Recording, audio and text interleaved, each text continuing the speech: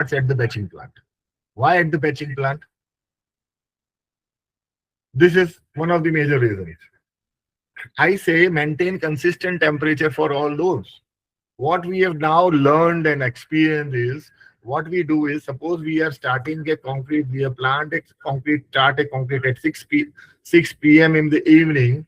By 1 p.m. or 5 to 6 hours before that concrete starts, we put ice. If at all there are chiller plants, it's a different story. But still, majority of the sites, they are done by ice flake or ice machines. So when the ice water is cooled by the ice, the ice, what happens, for the first 25 to 30 or 40 cubic meter, you get that cool temperature water of 2 degree or something.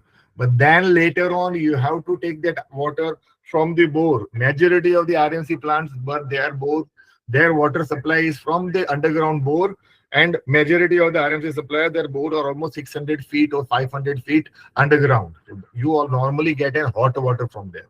What we suggest is, you make 2 or 3 partitions in the water tank, or you have 2 or 3 water tanks together. Make all the water tanks water cooler, cool to the temperature which you want.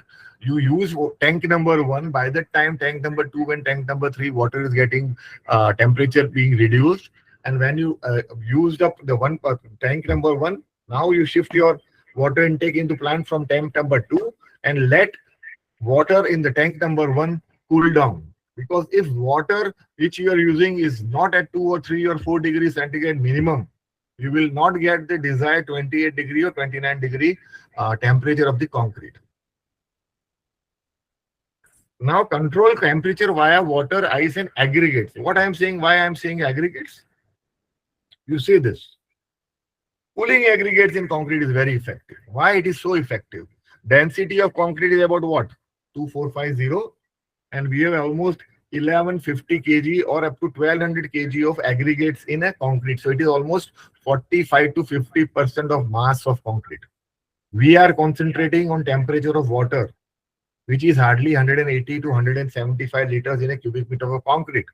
But when even 1 degree cooled water, it strikes a hot aggregate, that aggregate will take away temperature of the water, and all efforts of cooling down the water will go in waste.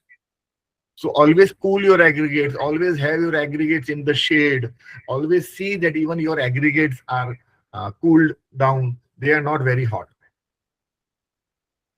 Now this is